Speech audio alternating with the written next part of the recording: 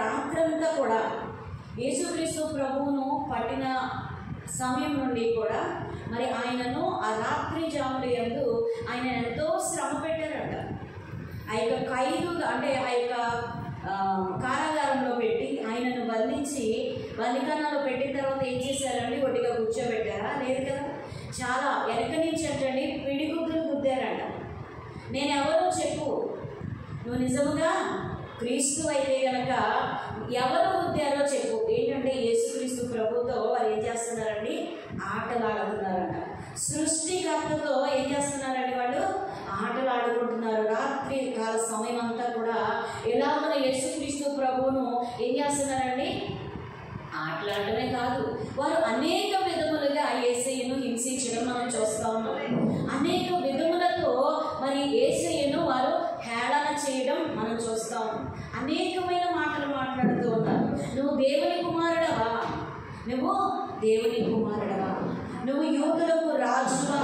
నువ్వు రాజు అయితే ఆజ్ఞ వేయి, నిన్ను నీవు రక్షించుకో. దేవుని కుమారుడు అయితే, నువ్వు దేవుని అయితే, దేవుని కుమారుడు అయితే నిన్ను నీవు రక్షించుకో, నిన్ను నువ్వు విడిపించుకో. అనేకమైన హేళన మాటలను యేసుక్రీస్తు ప్రభు అక్కడ అనుభవించడం మనం చూస్తా ఉన్నాం. ఆ యొక్క రాత్రి సమయమంతా కూడా ఆయనను హింసిస్తూనే ఉన్నారంట.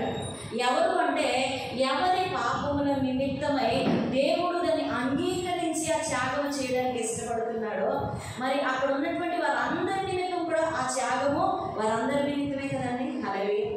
ఈరోజు భూమి మీద పుట్టినటువంటి ప్రతి నరుని నిమిత్తము కూడా ఆదాము దగ్గర నుంచి యేసుక్రీస్తు ప్రభు రాకడ వరకు కూడా ఎవరైతే భూమి మీద పుడతారో వారందరి నిమిత్తము యేసుక్రీస్తు ప్రభు ప్రాణత్యాగం చేయడానికి వచ్చారండి. హల్లెలూయా.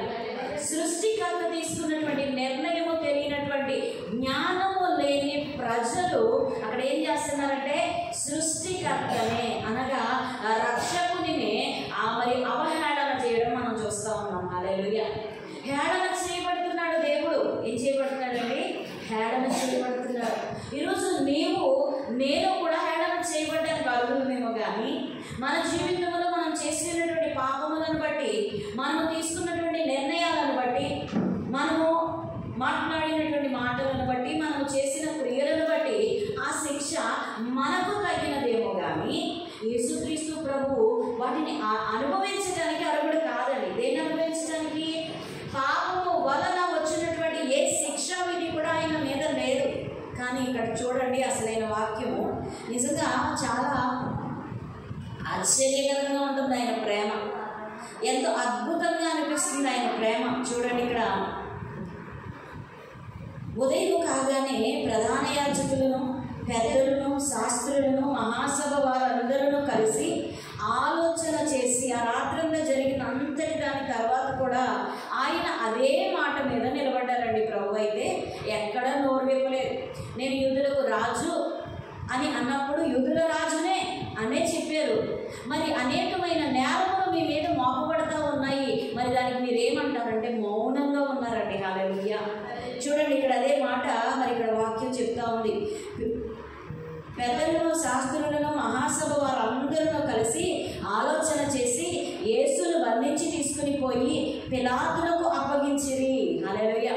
ఈ రాత్రికాల సమయంలో ఆయనకు మరి ఎలాగున హింసించాలో అలాగున మరి వారి యొక్క హృదయంలో వారికి ఏదైతే ఆలోచన కలుగుతుందో దాన్ని బట్టి ఆయన యూదుల రాజు కాదు అనే మాట ఆయన నోట రావాలని, ఆయన నోట ఆ మాటను తప్పించాలని వారు అనేక ప్రయత్నాలు చేశారు. అయితే ఇంకనూ కూడా ఆయన ఆ మాట మీదే నిలబడ్డారండి. హల్లెలూయా. ఆయన మాట ఇస్తే తప్పనటువంటి దేవుడని మరి మనకు రుజువుపరిచాడు యేసయ్య. హల్లెలూయా. అయితే ఆయన నిలబడినటువంటి ఆ పరిస్థితిని బట్టి ఆయన తీసుకున్నటువంటి నిర్ణయము ఆయన యొక్క ఉద్దేశమును వారు గమనించి ఎలాగునా కాదు, ఈ శిక్ష యేసునకు సరిపోదు అని చెప్పి వారు పిలాతు దగ్గరికి తీసుకెళ్లారంటండి తెల్లవారిన తర్వాత. హల్లెలూయా.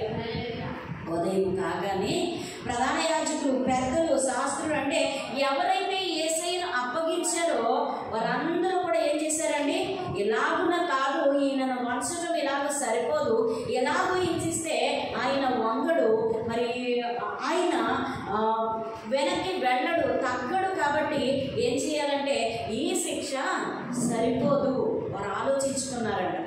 ఎవరైతే యేసుక్రీస్తు ప్రభు మీద నేరము మోపాలని, ఆయనను పట్టివ్వాలని, ఆయన బంధించి శిక్షించాలని, ఆయన యూదుల రాజు కాదు, దేవుని కుమారుడు కాదు అని ఆయన ఏ నోటితో ఒప్పుకున్నాడో అదే నోటితో కాదని చెప్పించాలని వారు విశ్వ ప్రయత్నాలు చేస్తున్నారండి. హల్లెలూయా.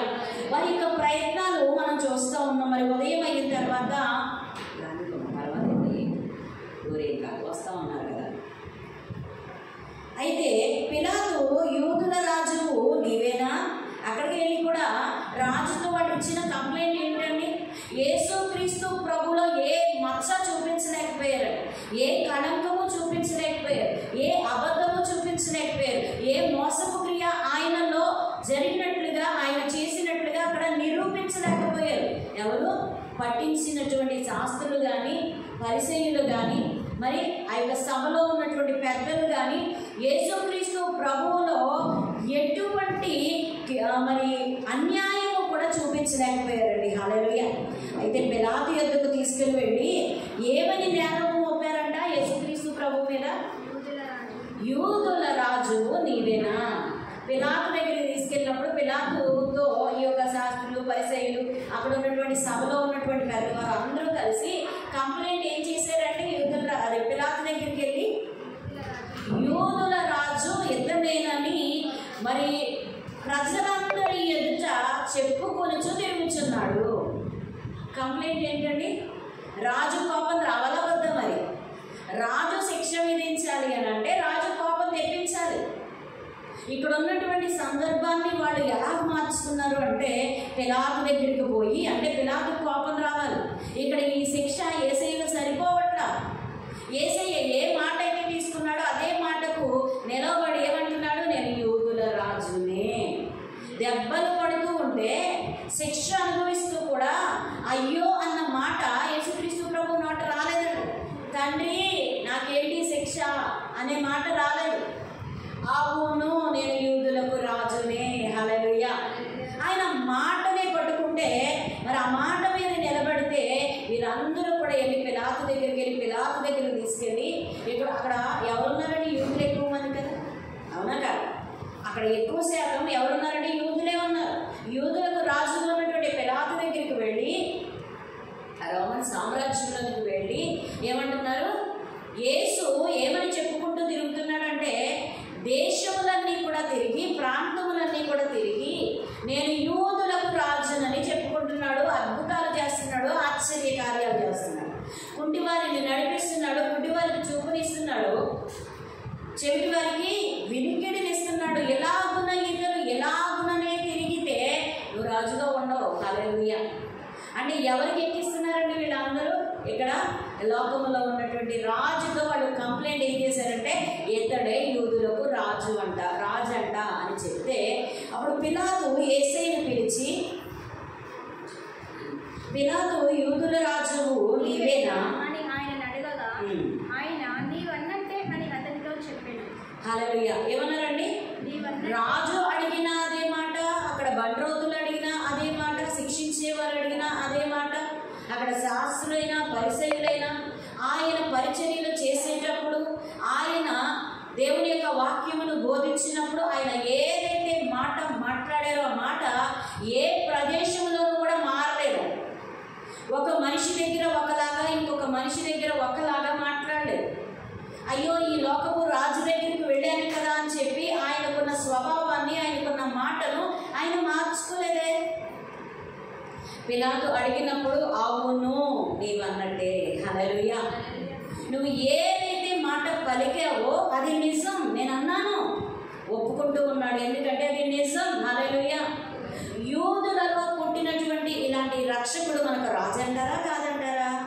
వారు ఇహ సంబంధమైన వాటిని బట్టి రాజుగా కొలవబడుతున్నటువంటి పిలాతును వద్దకు తీసుకుని వెళ్ళి కంప్లైంట్ చేశారు. కానీ అదే పిలాతు అడిగినప్పుడు కూడా అదే సమాధానము యేసుక్రీస్తు ప్రభు ద్వారా పిలాతు వినడం జరిగింది. హల్లెలూయా. సరే ఈ మాట అన్నావు, ప్రధాన యాజకులు ఆయన మీద అనేకమైన నేరములు మోపారటండి. హల్లెలూయా. ఇతడు నువ్వు యూదుల రాజు కాదు అంటే ఒప్పుకోవట్లేదు ప్రభువా, మరి దీని ద్వారా ఈ లోకంలో ఉన్నటువంటి ప్రజలందరూ కూడా ఈయన వైపు తిరుగుతారేమో. ఈయన చేసే ఆశ్చర్య కార్యాలను బట్టి, ఈయన చేసే బోధలను బట్టి ఈయన ఒక రాజ్యాన్ని స్థాపించేస్తాడేమో. అవునా కాదా? యేసుక్రీస్తు ప్రభు ఏం చెప్పాడండి? ఇలాంటివి కాదు నా రాజ్యము. హల్లెలూయా. మన రాజ్యము వేరు అని బహు చక్కగా ఉపమాన రీతిగా ఈ లోకంలో ఉన్న వారందరూ కూడా కళ్ళకు కట్టినట్లుగా చూసినట్లుగా ఈయన ఉపమాన రీతిగా అనేకమైనటువంటి ఉపమానాలను బోధించి మనకొక రాజ్యం ఉన్నదని చెప్తూ ఉన్నాడు. హల్లెలూయా. ఏం చెప్తున్నారండి? ఆయన రాజ్యము వేరని చెప్తూ ఉన్నాడు అని చెప్తే ఇక్కడ ఉన్నటువంటి పిలాతు అడిగాడంటండి యేసుక్రీస్తు ప్రభుని. ఏమని అడిగాడంట? నీ మీద అనేకమైన నేరములు మోపబడి ఉన్నాయి, మరి ఈ నేరములను నీవు అంగీకరించుచున్నావా అని అంటే ఇక్కడ చూద్దామండి, చదవడము. పిలాతు ఆయనను చూచి మరలా నీవు ఉత్తరమేమియో చెప్పవా? నీ మీద వీరు ఎన్నెన్ని నేరములు మోపుచున్నారో చూడమనెను. అయినను యేసు మరి ఏ ఉత్తరము చెప్పలేదు కనుక పిలాతు ఆశ్చర్యపడెను. హల్లెలూయా. చూడండి, నువ్వు యూదుల రాజ్యమేనా అంటే సమాధానం యేసు ప్రభు దగ్గర నుంచి వచ్చిందని. అవునా కదా? ఏమన్నారు? అవును, నీవు అన్నట్టే. హల్లెలూయా. నేను యూదుల రాజ్యమే. మరి నీ మీద అనేకమైన నేరములు మోపుచున్నారు, మరి దీనికి ఏమి సమాధానం నువ్వు చెప్తావు అని అంటే ప్రభు ఇక్కడ ఏమంటారండి? అయినను యేసు మరి ఏ ఉత్తరము చెప్పలేదు కనుక. హల్లెలూయా. అనేకమైన నేరాలు మోపుతూ ఉన్నారండి. ఏ నేరాలు? మన అందరి నిమిత్తమై ఆయన ఒక ఉద్దేశం కలిగి ఉన్నాడు. వీరందరినీ రక్షించడానికి నేను ఈ లోకానికి వచ్చాను కదా, మరి వీరి యొక్క పాప భారం అంతటినీ నేను భరించితేనే తప్ప నా ద్వారా వీరు నా తండ్రి వద్దకు రాలేడు కనుక వీరి పాపముల నిమిత్తమై ఇవన్నీ కరెక్టే. చూడండి ఇక్కడ లాస్ట్ వచ్చిన, నీ మీద మీరు ఎన్నెన్ని నేరములు మోపుచున్నారో చూడమనేమో. అయినను యేసు మరి ఏ ఉత్తరము చెప్పలేదంటండి. హల్లెలూయా. అవునని కానీ కాదని కానీ చెప్పలేదండి. మరి అంతకుముందు నీ యూదుల రాజులేనా అంటే వెంటనే యేసుక్రీస్తు ప్రభు సమాధానం చెప్పారు. ఏమని? అవును, నీవు అన్నట్టే. అవును, కరెక్టే. నేను రాజునే. నేను యూదులకు రాజుగా ఉండడానికే వచ్చాను. మరి ఎక్కడనో రాజునే, నేను అక్కడ కూడా రాజునే. హల్లెలూయా. నేను పరిపాలించు నా ప్రజలు వీళ్ళు. హల్లెలూయా. నా దేశంలోని వారు వీళ్ళు, నా ప్రజలు, నా సొత్తైన వారిని యేసుక్రీస్తు ప్రభువు అంగీకరిస్తూ ఉన్నారు. నేను రాజునే అని చెప్పిన తర్వాత అనేకమైన నేరములు నీ మీద మోపుతూ ఉన్నారు. ఇది నిజమేనా అని పిలాతు అడిగినప్పుడు ప్రభు అంటున్నారు, అవునని కానీ సమాధానము కాదని కానీ చెప్పలేదని. ఎందుకంటే అవును అని అనడానికి ఆయనలో ఏ నేరము లేదే. అవును అని అంగీకరించడానికి ఆయనలో ఏ దోషము కనిపించట్లేదే. అవును అని అంగీకరించుటకు ఆయనలో ఏ పాపము లేదు కదా. మరి అలాంటప్పుడు ఎలాగని అవును అని చెప్తారు ప్రభు? చెప్పండి. అలాగని కాదు అని చెప్పడానికి ఆయన విడిపించబడడానికి రాలేదండి. హల్లెలూయా. ఆయన తన్ను తాను కాపాడుకోవడానికి, తన్ను తాను రుజువుపరచుకోవడానికి రాలేదండి. నిన్ను నన్ను విడిపించడానికి వచ్చాడు. హల్లెలూయా. ఈరోజు ఆయనలో పాపము లేదని చెప్తూనే నేను పాపమును మోయుటకే వచ్చి ఉన్నాను. నా బిడ్డలైనా, నా ప్రజలైనా, నా సొత్తైనా, నా ప్రజల నిమిత్తము పరిశుద్ధమైన రక్తమును కార్చుటకు, నా వారిని అందరినీ నేను దక్కించుకున్నటకు వచ్చాను. హల్లెలూయా. హల్లెలూయా. అర్థమవుతుందండి? ఈరోజు ప్రభు అవునని కానీ కాదని కానీ చెప్పడానికి అక్కడ ఎందుకు దేవుడు మాట్లాడలేకపోయారు అని అంటే ఆయనలో ఏ పాపము లేదు అవును అనడానికి, ఆయనలో ఏ దోషము లేదు అవును అని అనడానికి, ఆయనలో ఏ కళంకము లేదంటే ఆయన ఒప్పుకొనదగినటువంటి అక్కడ నేరము ఆయనలో లేదు. హల్లెలూయా. ఆయన పాపమును అంటకుండా జీవించాడు. పాపపు లోకములో ఉంటూ కూడా ఆయన శిక్ష భరించడానికి ఎలాంటి అవకాశము లేదు. నేరము మోపితే అవును అని ఒప్పుకోవడానికి ఆయనలో ఏం లేదండి, ఏ నేరము లేదు. హల్లెలూయా. మరి అదే స్థానంలో అదే సమయంలో ప్రభువు కాదు అని కూడా చెప్పట్లేదండి. హల్లెలూయా. ఏం చెప్పట్లేదు? కాదు అని కూడా చెప్పట్లేదు. హల్లెలూయా. ఎందుకని కాదని చెప్పట్లేదు ప్రభు? చెప్పండి. ఈరోజు మనము భరించవలసినటువంటి యావత్ శిక్షను కూడా ఆయన భరిస్తే అనేది. ఒక ఇంటిలో ఒక తండ్రికి 2 కుమారులు ఉన్నారండి. ఎంతమంది ఉన్నారు? 2 కుమారులు ఉన్నారు. అందులో మొదటివాడు చాలా కోపం. ఎవరైనా ఏదైనా మాట అంటే ఊరుకోనటువంటి ఉద్రేకము అతనికి ఎక్కువ. అన్నదమ్ములు 2 కూడా బయటకు వెళ్ళి ఆడుకుంటూ ఉన్నారంట. ఆడుకుంటూ ఉంటే అవతల ఉన్నటువంటి వ్యక్తి కొంచెం పెద్దవాళ్ళు అయిన తర్వాత ఆడుకుంటూ ఉంటే వాళ్ళు ఆడుకుంటున్నటువంటి ఆ యొక్క ఆటలో నేను నెగ్గాను అని చెప్పి ఇంకొక వ్యక్తి ఈ అబ్బాయి 2 కూడా కొట్టుకుంటూ ఉన్నారంట. కాదు నేనే అంటే నేను అనుకుంటూ ఉన్నారంట. అనుకుంటూ ఉంటే ఈ అబ్బాయి అన్నాడట, న్యాయంగా మాట్లాడాలి, నువ్వు అబద్ధంగా నేనే నెగ్గాను అంటే నాకు ఇవ్వవలసింది నువ్వు ఇస్తేనే తప్ప నేను ఒప్పుకోను, నేనే నెగ్గాను అంటున్నాడు. ఇక్కడ ఉన్నటువంటి తమ్ముడు చూస్తూ ఉన్నాడు అవతల వ్యక్తికి ఈ అబ్బాయిని వీళ్ళు పోట్లాడుకోవడం చూసి ఇక్కడ ఉన్నటువంటి వ్యక్తి కాదు అని అంటుంటే వీళ్ళిద్దరిలో వాగ్వాదం పెరిగిపోయింది. నేనంటే నేను అని అనుకుంటూ వీళ్ళు ఏం చేస్తున్నారు? కొట్టుకోవడము, తిట్టుకోవడము, ఒకరికొకరు చాలా అది ఒకరినొకరు హాని చేసుకోవడం దాకా వెళ్ళిపోయిందంట. ఇతడు కొంచెం బలవంతుడు కాబట్టి అవతల ఉన్నటువంటి వ్యక్తిని ఏం చేశాడండి? వెనక్కి గట్టిగా నెడితే ఏమైంది? అతడు గోడ మీద పడి ఏం జరిగిందండి? గోడ మీద పడి చనిపోయాడు. హల్లెలూయా. ఇతడు కావాలని చేశాడా? అవతల వ్యక్తి కాదు అని వాదిస్తూ ఉంటే ఏం చేశాడు? ఇతర వ్యక్తి నెగ్గినా కూడా కాదని అంటుంటే అతన్ని గట్టిగా నెట్టాడు. నెడితే ఏమైంది? పడిపోయాడు గోడ మీద. అతని తలకు తగిలింది, అతడు చనిపోయాడు. ఇప్పుడు ఏం చేయాలి ఈ వ్యక్తి? ఈ అబ్బాయి ఏం చేయాలి? ఈ అబ్బాయి అలా బిగిసిపోయి అలాగే కూర్చుని ఉన్నాడట. ఉన్నటువంటి స్థలంలోనే అలాగే కూర్చుని ఉండిపోయాడట. ఎటు కదలటం లేదు. ఏంటి వీడు నా స్నేహితుడే, కానీ నేను ఈ ఆట వరకు నేను ఇలా చేశాను, నేను అతడు అవును అంటే నేను కాదన్నాను, సరే నాకు అన్యాయంగా అతడు చెప్పినా కూడా నేను ఇలా చేసి ఉండకపోయిండాల్సింది, అతడు ప్రాణమే పోయింది అని చెప్పి ఏం చేస్తున్నాడండి? ఇతడు అలా నివ్వెరపోయాడట, నిర్ఘాంతపోయాడట. ఏమీ ఆలోచన రావట్లేదు. ఏం జరిగిందో ఎలా జరిగిందో కూడా తెలియనటువంటి స్థితి. నేను అనుకొని అయితే చేయలేదు అని అలాగ నిర్ఘాంతపోయి అక్కడే కూర్చుని ఉన్నాడంట అబ్బాయి. చిన్నవాడు ఉన్నాడు కదా, గబగబా పరిగెత్తుకుని వెళ్ళి తన తండ్రిలో పొలంలో పనిచేసుకుంటున్నటువంటి తన తండ్రి దగ్గరికి వెళ్ళి, అన్నయ్య ఇలాగ చేశాడు నానా, ఇలాగ అతడు చనిపోయాడు ఫలానా అబ్బాయి అని చెప్తే తండ్రి పరిగెత్తుకుని వచ్చాడంట. పరిగెత్తుకుని వచ్చి ఏం చేశాడు? అర్థమైపోయింది కదా మనకు స్టోరీ, అవునా కదా? ఏం చేశాడండి? ఇదిగో నీకేమీ తెలియదు, నువ్వు మాట్లాడకు, చూసావా ఎంత అనర్థం జరిగిపోయిందో, చూసావా లేదా? ఈరోజు నీకు చాలా భవిష్యత్తు ఉంది. ఏం భవిష్యత్తు ఉంది? నీకు చాలా భవిష్యత్తు ఉందిరా.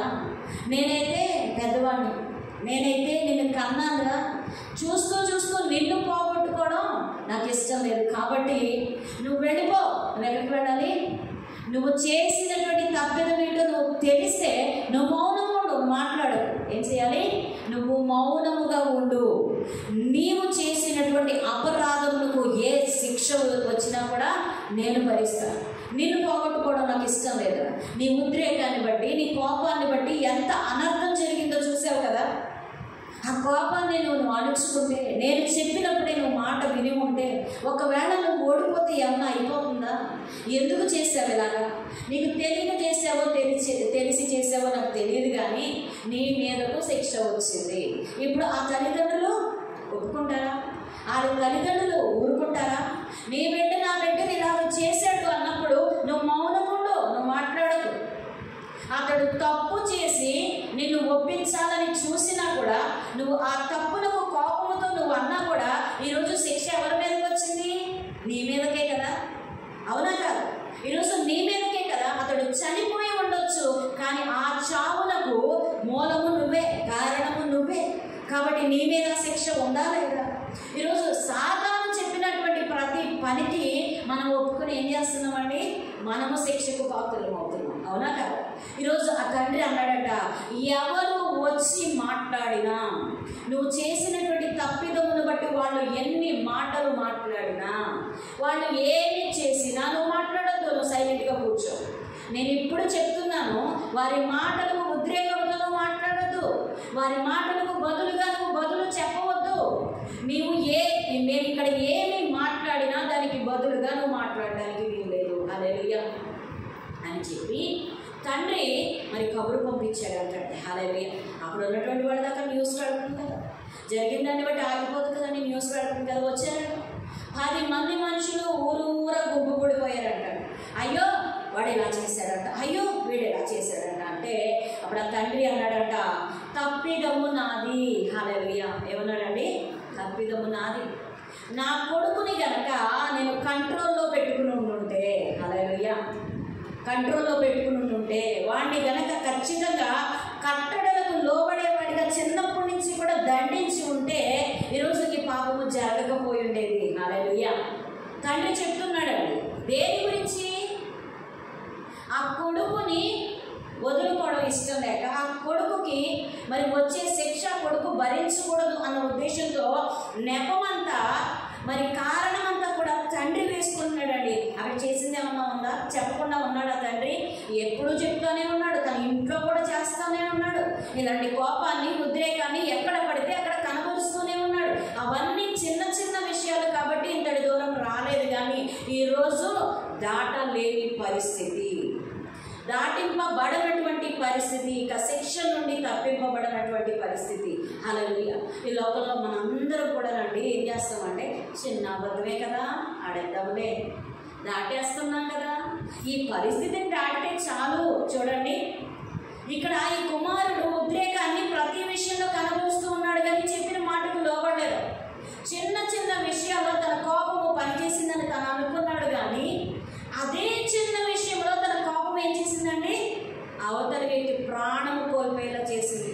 ఈరోజు తన ప్రాణం మీద కూడా తెచ్చుకున్నాడండి. హల్లెలూయా.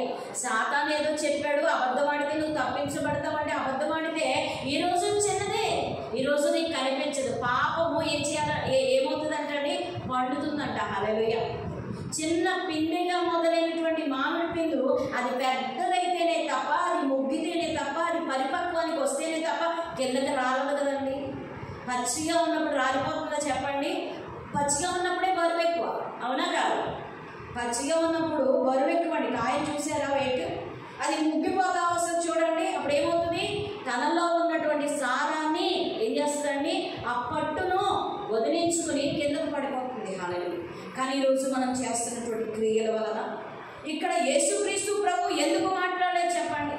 ఏమి పెంపకం అయ్యా నీ పెంపకం నువ్వుని ఎన్ని మాట్లాడతారు చెప్పండి అంటారా? లేదు.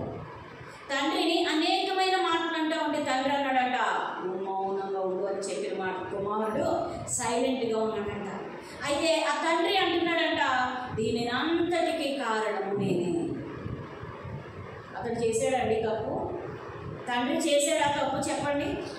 తండ్రిలో ఏమైనా దోషం ఉందంటారా? ఈ కారణములో అతనికి ఏమన్నా సంబంధం ఉందా? ఎందుకని అతను ఒప్పుకున్నాడు? ఇతని మీదకి రావాల్సిన శిక్షను తన మీదకి ఎందుకు వేసుకుంటున్నాడు అంటే కన్నాడు కాబట్టి. హల్లెలూయా. ఊర్లో ఉన్న ఎవ్వరు ఎందుకు రాలేదండి? ఊర్లో ఎంతోమంది స్నేహితులు ఉన్నారు కదా, ఎంతోమంది బంధువులు ఉన్నారు కదా, మరి వాళ్ళందరూ ఈ బిడ్డ నిమిత్తమే ఎందుకు రాలేదు? వారికి సంబంధం లేదండి. బంధుత్వం ఉంది కానీ ఏం లేదంట, రక్త సంబంధం లేదంట. హల్లెలూయా. ఆయన తన ప్రాణము అనగా ఊపిరినిచ్చి మనల్ని మనిషిగా చేశాడండి. హల్లెలూయా. మట్టి బొమ్మగా ఉన్న ఈ శరీరాకృతికి దేవుడు తన ఊపిరినిచ్చాడండి. తన ప్రాణము పెట్టి మనల్ని పోషిస్తూ వచ్చాడు ఎంతవరకు, అవునా కాదు? తండ్రి కొడుకుల సంబంధం ఎంతో ఈరోజు మన ప్రభు అయిన యేసుక్రీస్తులకు మనకు సంబంధము అటిదే. ఆయన ఈ లోకానికి ఎందుకు రావాల్సి వచ్చింది? ఆయన తనలో లేనటువంటి ఆ పాపాన్ని ఆయన ఎందుకు మొయ్యవలసి వచ్చింది అని అంటే, ప్రభువు మనల్ని కన్నాడు గనక, మనల్ని సృష్టించాడు గనక, మనల్ని విడిచిపెట్టుకోలేనటువంటి ప్రేమ ఆయనకు మన మీద ఉంది గనక, దోషములను బట్టి ఆయన ఏమంటున్నాడండి? నీ దోషమును నువ్వు తెలుసుకుంటే, కుమారుడితో అంటున్నాడు, మరలా నీ దోషమును మరలా నువ్వు చేయుటకు ఇష్టపడకపోతే కుమారుని దండించకుండా ఊరుకున్నాడా? చాలా మంది అంటారు, ఎంతటి పాపినైనా రక్షిస్తానంటాడు, కానీ నరహంతకులు మారిపోయారంటారు. మరి ఎన్నో చెడ్డ చెడ్డ కార్యాలు చేసిన వారందరూ మారిపోయారంటారు.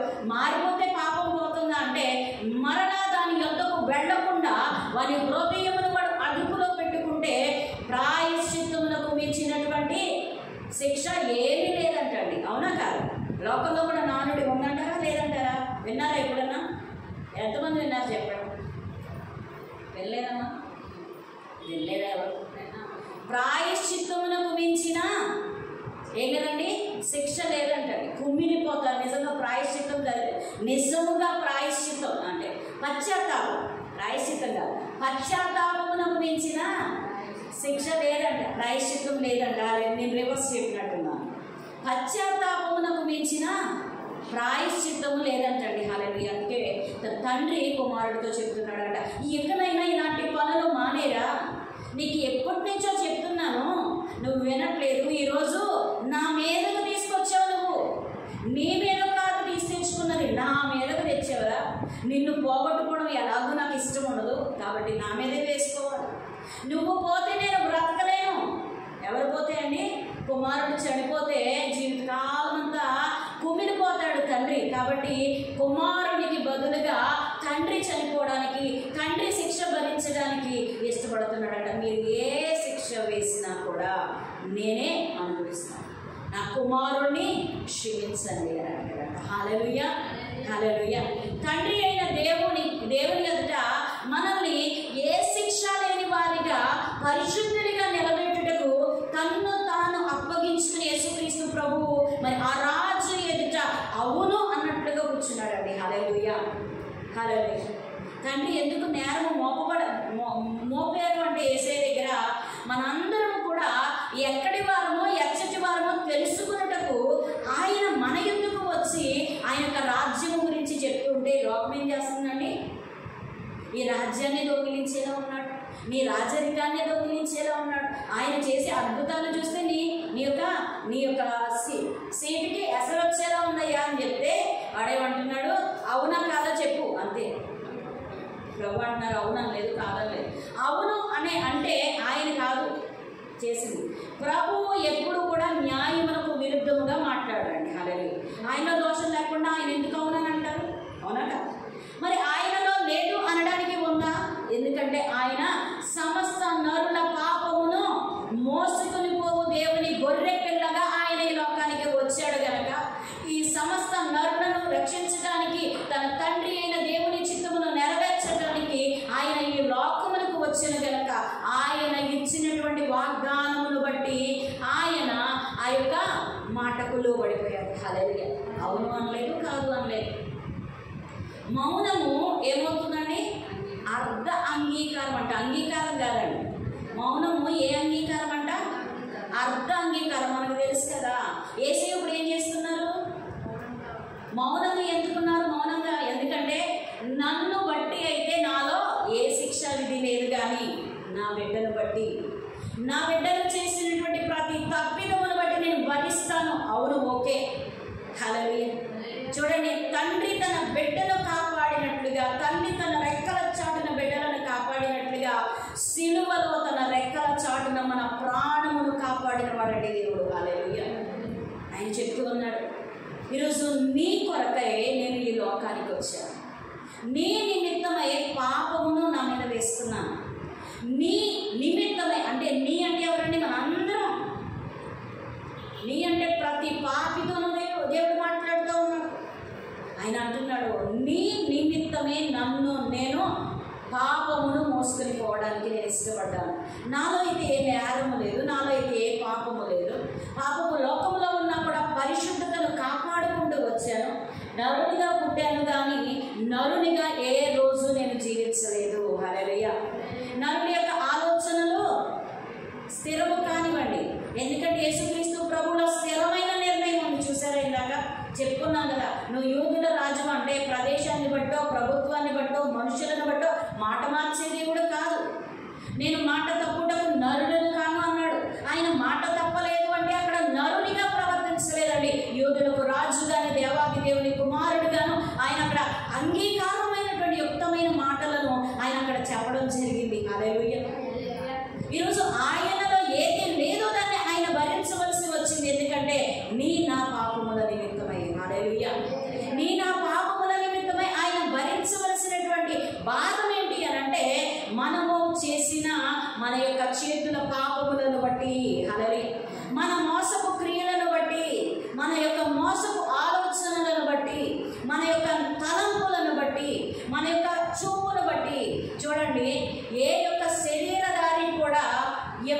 ఎన్నడూ కూడా పాపము చేయలేదు అంటే అది నమ్మదగిన విషయం కాదు. అవునా కాదు?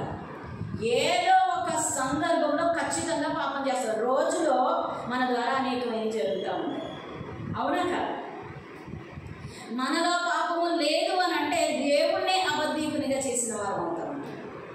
బైబిల్ మిషన్ వాళ్ళు ఖచ్చితంగా ప్రతి ఆదివారము ఈ మాట మాట్లాడతారు. తెలుసు ఏ మాట మాట్లాడతారండి? హల్లెలూయా, హల్లెలూయా. ఏమంటారో తెలుసా? మనలో పాపము లేదని మనము చెప్పుకునే ఎడల దేవుణ్ణి మనము అబద్ధీకునిగా చేసిన వారము అవుదుము. ఏ మాట మాట్లాడకుండా వాక్యభాగంలోనికి వెళ్ళదు. అంటే వాక్యము మనల్ని సరిచేస్తుంది కనుక, వాక్యము మన పాపమును తెలియజేస్తుంది కనుక, వాక్యం అనే నీటితో మనల్ని మనం కడుక్కోవడానికి పరిశుద్ధ రక్తము ద్వారా మనము కడగబడిన వారిగా ఆయన ఎదుట ఆయన యొక్క మహిమ రాజ్యమునకు వారసులుగా చేసేది దేవుని యొక్క వాక్యము, దేవుని యొక్క రక్తము. హల్లెలూయా. చూడండి, రక్తముతో కడగబడిన మనము అనుదినము కూడా వాక్యం అనే నీటితో ఉదక స్నానము చేయాలంటండి. హల్లెలూయా. ఏం చేయాలి? ఉదక స్నానము అంటే కంప్లీట్గా మొలగాలంటండి. హల్లెలూయా. ఉదక స్నానం అంటే ఏంటండి? అన్యుల ఆచారాల ప్రకారం ఉదకము అంటారు. ఏంటి? హల్లెలూయా. చూడండి, ఉదక స్నానము అంటే వస్తుంది. హల్లెలూయా. ఉదక స్నానము అంటే సమస్త శరీరము కూడా తల నుంచి అరికాల వరకు కూడా కంప్లీట్గా తడవాలంటండి. హల్లెలూయా. ఈరోజు మనం అనుకుంటాం దేవుడి సన్నిధికి వెళ్ళి వచ్చాం, పవిత్రులు అయిపోయాం, కాలు పెట్టి వచ్చేస్తే అయిపోతుందండి? హల్లెలూయా. కాలు పెట్టి వచ్చేస్తే అయిపోతుందా? హల్లెలూయా. కాలు పెట్టి వచ్చేస్తే అయ్యేది కాదండి. మనము మోసపు క్రియలు చేసిన వారము, మోసపు తలంపులతో బ్రతుకుతున్న వారము, ఈ లోకము చేత పట్టబడిన వారము, మనము దేవుని రక్తములో కడగబడిన జనాంగముగా మనము మార్చబడాలి అంటే మనలో ఉన్నటువంటి హృదయమును దేవుని చేతికి ఇవ్వాలండి. హల్లెలూయా. మన అందరూ కూడా ఉదక స్నానం చెయ్యాలి అని అంటే మనలో మూలమైనటువంటి అంటే మన చూడండి, శరీరములకు కన్ను దీపమని దేవుని యొక్క వాక్యం సెలవిస్తుంది. కన్ను తేటగా ఉంటేనే తప్ప మన జీవితము తేటగా ఉండదండి, క్లియర్గా ఉండదు. అయితే చూసేది అల్లా కావాలనుకోకూడదంట, వెళ్ళిన చోటల్లా అది కావాలి అని మనం అనుకోకూడదని మరి మనం వింటూ ఉంటాం కదా, చూసిందల్లా కావాలనుకోకూడదు, మాట్లాడిందల్లా నిజమని అనుకోకూడదు అని అంటారు కదా. అలాగే ఈరోజు నేను పరిశుద్ధంగా దేవుని సన్నిధికి వెళ్ళిపోయాను, నేను చాలా చక్కగా దేవుని యొక్క మాటలు విన్నాను, అమ్మ ఈరోజు కంప్లీట్ చేసేసాను. ఏంటి? ఆదివారాన్ని కంప్లీట్ చేసేసారంట. కంప్లీట్ చేసి వెళ్ళిపోయాను. కానీ నీ మాట మారిందా? నీ చూపు మారిందా? మొదటిగా నీలో ఉన్నటువంటి నీ అంతరంగము మారిందా? నీ హృదయము అన్నిటికంటే మోసకరమైనది, అది బహువ్యాధి కలిగింది అని ఇర్మియా గ్రంథంలో రాయబడింది కదా. మనము ఉదక స్నానము చేయాలి అంటే ఈ శరీరాన్ని మునిగి తేలితే కాదండి. గంగలోకి మునిగితే పాపాలు కడిగివేయబడతాయంట. ఎలా కడిగివేయబడతాయి? నీ దేహము పరిశుద్ధపరచబడాలంటే నీ ఆలోచనలు మారాలి, నీలో మార్పు రావాలి. మార్పు లేనివాడు గంగలో మునిగినా వ్యర్థమే. నీ ఆలోచనలు మారాలి, నీ క్రియలు మారాలి. ఈ యొక్క క్రియలు, చూపు, మన యొక్క ప్రవర్తన మారాలి అంటే ఒక దినంలో అయిపోయేది కాదండి. ఇది అనుదినము కూడా మనము బ్రతికి ఉన్నంతసేపు కూడా పరిశుద్ధాత్మ సహాయము చేత యేసుక్రీస్తు ద్వారా మనకు అనుగ్రహించబడినటువంటి రక్తము ద్వారా కడగబడిన వారమైతే, ఆయన సన్నిధికి వెళ్ళి మన హృదయాన్ని ఆయనకు అప్పగించుకున్న వారమైతే, అదే హృదయంలోనికి ఆయనను ఆహ్వానించిన వారమైతే, ఆయన యొక్క మాట, ఆయన ఈ వాక్యము నీ హృదయములో నిలుపుకున్న వాడవైతే నీవు నేను ధన్యులమే. హల్లెలూయా. నిలుపుకున్న వాడవైతే అన్నాడండి దేవుడు. హల్లెలూయా. ఎల్లప్పుడూ ఆయన మాటకు లోబడి ఉండాలి. హల్లెలూయా. ఎల్లప్పుడూ కూడా ఆయన యొక్క కృపను ఆధారం చేసుకుని బ్రతకాలండి. హల్లెలూయా. ఆయన యొక్క కృప మన మీద ఎప్పుడైతే ఉంటుందో మనము దోషము లేని వారిగా, కళంకము లేని వారిగా, కృప పొందిన వారిగా, లోకములో జయం కలిగిన వారిగా మనము జీవించగలుగుతామండి. హల్లెలూయా. ఈరోజు యేసుక్రీస్తు ప్రభువు మనకు అనుగ్రహించినటువంటి విధానము చూస్తే ఆయన ఆయనను బట్టి అయితే ఏ దోషము ఆయనలో లేదు, కానీ మనలను బట్టి అయితే ఆయన అవును అన్నట్లుగా తన వీపును దాటు వారికి దారిగా చేశాడంటండి. హల్లెలూయా. ఎవరు దాటాలి ఇప్పుడు? పాపములో నుండి పరిశుద్ధతలోనికి మనము దాటాలండి. నరకములో నుండి మరణము నుండి జీవములోనికి దాటాలండి మనము. అవునా కాదా? ఈరోజు దాటవలసిన మనకు దేవుడు ఏం చెప్తున్నాడో తెలుసా? దాటు వారికి నా వీపును దారిగా చేసి ఉన్నాను. చూడండి, ఇక్కడ మన పాపాన్ని అంగీకరించాడండి మన తండ్రి. ఆయన అంగీకరించకపోతే, ఆయన తన తల వంచుకోకపోతే, ఆయన నోరు విప్పి ఉంటే మనకు బ్రతుకు లేదు. ఇది కదా మనం నేర్చుకోవాల్సింది. ఆయన ఎందుకు తను తాను రిక్తునిగా చేసుకున్నాడంటే కేవలం మీ కొరకు నా కొరకు మన పాపముల నుండి విడుదల పొందుకుని పశ్చాత్తాప స్థితిలోనికి మనం రావాలని కదా. మరలా అటువంటి తప్పు చెయ్యకూడదు అనే ఉద్దేశంతో దేవుడు తన కుమారుడైన మనందరి నిమిత్తము కదండి దేవుడు ప్రాణత్యాగం చేసింది. తన తండ్రి కుమారుని కొరకు ఒప్పుకున్నట్లుగా కదా మన కొరకు ఆయన పాపము ఒప్పుకుంది. ఆయనలో దోషం లేకపోయినా మనల్ని రక్షించుకోవడానికి కదా దేవుడు ఒప్పుకుంది. ఈరోజు ఆయన ఒప్పుకోలు మనము కొనసాగించే వారమై ఉండాలండి. హల్లెలూయా. ఆయన ఒప్పుకున్నాడు కనుక మనము విడిపించబడిన వారమే. ఆయన మన పాపములను భరించాడు కనుక, మన శిక్షను ఆయన భరించాడు కనుక, మన పాపములను బట్టి వచ్చిన జీతము ఆయన పొంది ఆయన యొక్క పరిశుద్ధతను మనకు అనుగ్రహించాడు కనుక. హల్లెలూయా. చూడండి, సిలువలో ఏముంటుందండి? క్రాస్ అంటే చెక్కనో మానో చూడడం కాదండి. క్రాస్ ఏంటి అంటే మార్గం. మనం మార్గాన్ని చూస్తున్నాం అక్కడ. క్రాస్ అంటే సిలువ అంటే మార్గం అండి. హల్లెలూయా. సిలువను ఒక చెక్కతోటో ఒక మానుతోటో పోల్చడం కాదు, కానీ దేవుడు సిలువలో పొందినటువంటి ప్రాణ త్యాగము వలన వచ్చినటువంటి ప్రతి శిక్షను కొట్టివేసి, హల్లెలూయా, మన పాపమును ఆయన కొట్టివేసి ఉన్నాడు. హల్లెలూయా. ఆయన ఎలాగో కొట్టివేశాడంటే, ఆయన మనము దాటునట్లుగా ఆయన వీపును దాటు వారికి దారిగా చేశాడంటండి. హల్లెలూయా. హల్లెలూయా. సిలువలో ఉన్నటువంటి సిలువ శక్తి అనగా తండ్రి ప్రేమ మనకు తెలియాలండి. హల్లెలూయా. నిజంగా మనల్ని ప్రేమించేవాడు నిజంగా మనల్ని ప్రేమిస్తున్నారని మనం అనుకుంటేనే తప్ప వాడి ప్రేమను మనం గుర్తిస్తామంటారా చెప్పండి? అవతల వ్యక్తి ఎంత ప్రేమించినా కూడా ఈ అవతల వ్యక్తి చూసి దానికి స్పందించకపోతే ఆ ప్రేమకు వాల్యూ ఉందంటారా? లేదు కదా. రెస్పాన్స్ అనేది ఉండాలా వద్దా? అక్కడ క్రియకు ప్రతిక్రియ, చర్యకు ప్రతిచర్య జరగాల వద్దా? యేసుక్రీస్తు ప్రభువు మన కొరకు ప్రాణత్యాగమును చేసి మన ప్రాణమును దక్కించుకున్నాడండి. హల్లెలూయా.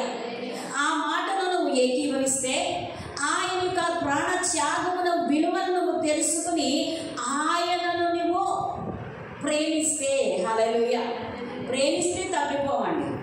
పని కట్టుకుని వెళ్ళామా తప్పిపోతాం, పట్టుబట్టి వెళ్ళామా తప్పిపోతాం. అక్కడికక్కడ ఓన్లీ ఆ శిక్షను మాత్రమే తప్పించుకుందామని ఏదో అక్కడికక్కడ ఉన్నటువంటి అద్భుతం కోసము పరిస్థితులను బట్టి వెళ్ళామో సిలువ శక్తి విలువ మనకు తెలియదు. సిలువలో ఉన్న ఆశీర్వాదం మనకు తెలియదు. ఈరోజు ఈ లోకంలో ఉన్న ఆశీర్వాదాల కోసం కాదండి సిలువ శక్తి. నిన్ను నన్ను మరణం నుంచి తప్పించడానికి, మనల్ని దాటించడానికి. హల్లెలూయా. మార్గం ఉంది కానీ వెళ్ళడం చేత కావట్లా. అక్కడ దారి ఉంది కానీ మనమే కళ్ళు మూసుకుంటే వ్యర్థులమైపోతామండి ఈ లోకంలో. కాబట్టి దేవుడు అంటున్నాడు, అమ్మా నీ కొరకు కాదు నువ్వు ఏడవలసింది, అమ్మా నా కొరకు కాదు మీరు ఏడవలసింది, మీ కొరకు, మీ బిడ్డల కొరకు. హల్లెలూయా. నేను మరణించడం అనేది అసాధ్యం, మీకు తెలియదు. మరణము అనేది నా యొక్క రక్తంలో లేదు, మీకు తెలియట్లేదు. ఈరోజు నా కోసం నన్ను చూసి ఏడుస్తారు ఎందుకమ్మా? ఈరోజు బ్రతకవలసింది మీరు, బ్రతుకు నిచ్చుటకు నేను మార్గాన్ని ఏర్పాటు చేశా. మీరు నా యొక్క సిలువ శక్తిని నేను ఎందుకు ఈ ప్రాణత్యాగం చేశానో, ఇది దేని నిమిత్తమో తెలుసుకుని దానిని వెంబడించి మొదటిగా మీరు దాటి వెళ్ళిపోండి అని దేవుడు చెప్తా ఉన్నాడు. హల్లెలూయా. హల్లెలూయా. దేవుడు ఎందుకు చెప్తున్నాడంటే మన ప్రాణముల నిమిత్తమే అండి.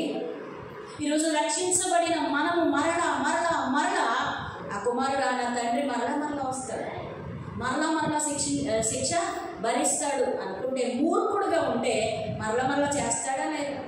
అదే వివేకి అయితే, జ్ఞానవంతుడైతే, తన తండ్రి యొక్క విలువ తెలిస్తే, అయ్యో నా తండ్రి నన్ను ఎంత ప్రేమించాడు, ఎవరైనా వీడు నా కొడుకు కాదని చెప్తారు, వీడు వలన నాకు అన్యాయం జరిగింది, నా పేరు పోయింది, నా ప్రఖ్యాతి పోయింది, నా కుమారుడని చెప్పుకున్నట్టు కూడా వీడు అర్హుడు కాదు అని చెప్పి ఏం చేసుకుంటారో చేసుకోండి అని విడిచిపెట్టి వెళ్ళిపోవచ్చు కదా నా తండ్రి. కానీ నా తండ్రి అలా చేయలేదు. నేను భరించవలసినటువంటి శిక్ష యావత్తు, అవమానం అంతటిని కూడా నా తండ్రి భరించాడు కదా. అయ్యో ఈ తండ్రిని నేను అవమానించాను, ఈ తండ్రి మాటన నేను ఎంతకాలం కూడా కాదన్నది అని గనక సత్ప్రవర్తనలోనికి మంచి జ్ఞానము కలిగి గనక ఆలోచించాడు అనుకోండి, ఆ కుమారుడు, తండ్రి మాటకు లోబడిన కుమారుడు దీర్ఘాయువును పొందుకుంటాడండి. హల్లెలూయా. తల్లి తండ్రులను సన్మానించేవాడు ఏమవుతాడండి? దీర్ఘాయుష్మంతుడు అవుతాడంట. హల్లెలూయా. దేవుడు నీ కొరకు నా కొరకు దీర్ఘాయువును తెచ్చిపెట్టాడండి. నా మాట వినయ్యా నువ్వు బ్రతుకుతావు అంటున్నాడు. హల్లెలూయా. నువ్వు నా మాట వింటే బ్రతుకుతావు, నా మాట వినకపోతే నరకము. ఖచ్చితంగా దేవుడు చెప్తున్నాడు. చాలామంది అంటారు ఆయనను ఒప్పుకుంటేనేనంట నరకం నుంచి తప్పించబడతా. అవునండి, తండ్రి తప్ప ఎవరు ప్రారంభిస్తారు నీకోసం చెప్పు? ఆ యొక్క పేగు బంధం ఉంది కాబట్టి కదా తల్లి అంతగా పెంచుతుంది కుమారుని. పక్కింటోడికి ఇచ్చి చూడు. ఒకరోజు మహా ఇష్టమైతే మేనల్లుడు అనుకుంటేనో మేనకోళ్ళు అనుకుంటేనో, అంతేనాగా ఎంతో ఇష్టం, ఎంతో ఇష్టంగా పెంచితే ఆ బిడ్డ బుద్ధిమంతుడిగా ఉన్నంతసేపే. ఆ బిడ్డ కనుక అల్లరి ఎక్కువయ్యి భరించలేనట్టుగా ఉంటే వాళ్ళు ఏం చేస్తారు చెప్పండి? అమ్మా నా వల్ల కాదు, భరించలేను, ఇదిగో తల్లి నేను కొడదాము అని అనుకుంటే మళ్ళీ నువ్వేమనుకుంటావు అని నాకు భయంగా ఉంది, ఇదిగో నీకే అప్పగిస్తున్నాను అని అంటామా లేదు? ఎందుకంటే కొట్టడానికి మనం సరిపోకుండా, అక్కడ కొట్టి పెంచడానికి సరిపో. తల్లి అయితే ఏం చేస్తుంది? చెప్తుంది, మందలిస్తుంది. సరి చేయగలిగినటువంటి శక్తి తల్లికి మాత్రమే సాధ్యమని ఈరోజు తల్లి వల్లే మనల్ని కాపాడడానికి వచ్చాడండి దేవుడు. హల్లెలూయా. తన ప్రాణమును మన ప్రాణములకు బదులుగా అడ్డు వేశాడండి సిలువలో. హల్లెలూయా. మన ప్రాణము నిలువుగా నరకములకు వెళ్ళిపోతూ ఉంటే మన ప్రాణమును కాపాడుటకు అడ్డుగా యేసుక్రీస్తు ప్రభు ఈ లోకానికి వచ్చాడండి. మన ప్రాణములకు బదులుగా తన ప్రాణం ఇచ్చాడండి. మనకు ప్రేమను చూపించాడండి.